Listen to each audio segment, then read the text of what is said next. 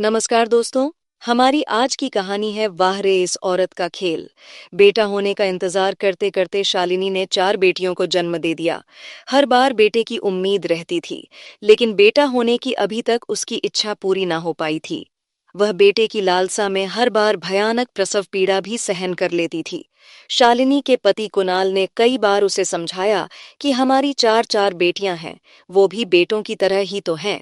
मुझे इस बात से कोई फर्क नहीं पड़ता। फिर भी शालिनी हमेशा एक बेटे की जिद पर अड़ी ही रहती थी।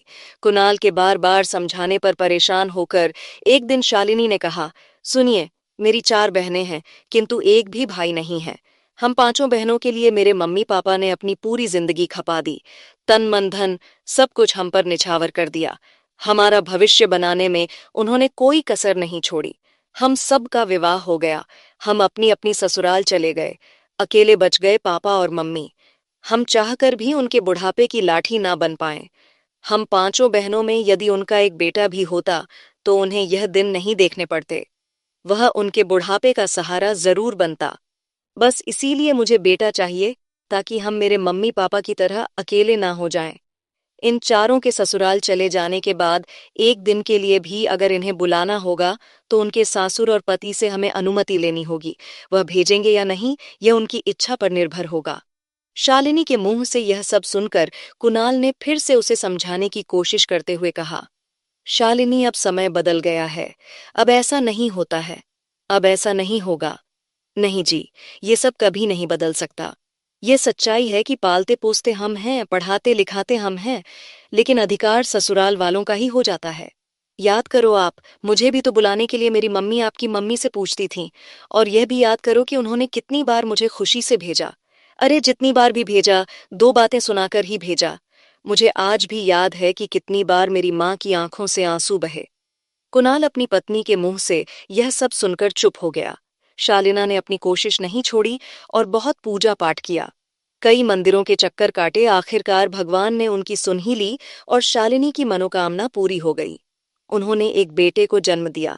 घर में ढोलक मंजीरे बजने लगे। चारों बहनें भी बहुत खुश थीं कि उन्हें एक भाई मिल गया। अब समय आगे बढ़ता गया। सभी बच्चे बड़े हो रहे थे। एक एक करके चारों बेटियों का विवाह हो गया। कुछ सालों के बाद बेटे चिराग का भी नंबर आ गया और उसका विवाह भी हो गया। उसकी पत्नी प्रियंका अपने माता पिता की इकलौती बेटी थी। और सबसे अच्छी बात, शालिनी अपनी बहू प्रियंका को बिल्कुल अपनी बेटी की तरह रखती थी। उसे बहुत प्यार करती थी। समय बीतता रहा। एक दिन प्रियंका की मां की तबीयत बहुत खराब हो गई।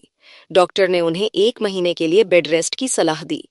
तब प्रियंका के पिताजी ने शालिनी जी को फोन करके कहा, बहन जी, 1 महीने के लिए क्या आप प्रियंका को यहाँ भेज देंगी? उसकी मम्मी की तबीयत बहुत खराब है। डॉक्टर ने बेड रेस्ट के लिए कहा है। यदि प्रियंका आ जाएगी तो मदद हो जाएगी।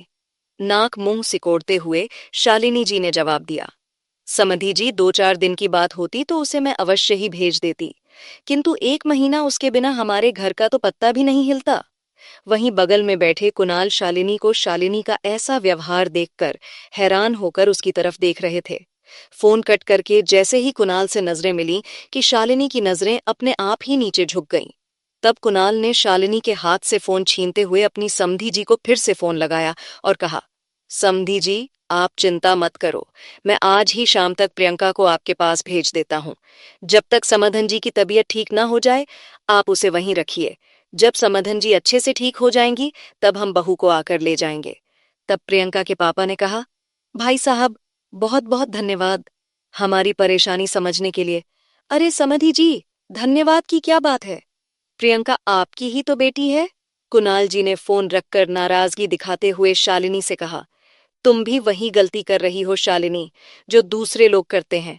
मैंने तो सोचा था कि तुम अपने माता पिता का दुख देखकर ऐसा गलत कदम कभी नहीं उठाओगी, किंतु तुमने भी बेटे की मां होने का और एक सास होने का एहसास प्रियंका के पिता को करा ही दिया।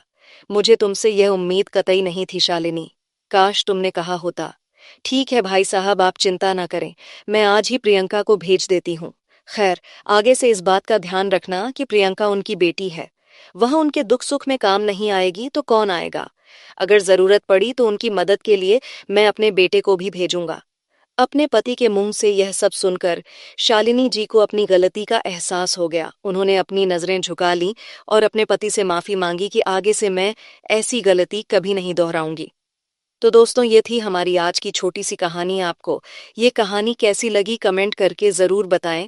अगर आपको ये कहानी पसंद आई हो तो इसे लाइक करें और अपने दोस्तों के साथ शेयर करें। आगे भी ऐसी ही कहानियों के लिए हमारे चैनल को सब्सक्राइब करें और बेल आइकन दबाना ना भूलें, ताकि आप हमारी कोई भी कहानी मिस ना करें। धन्यवाद।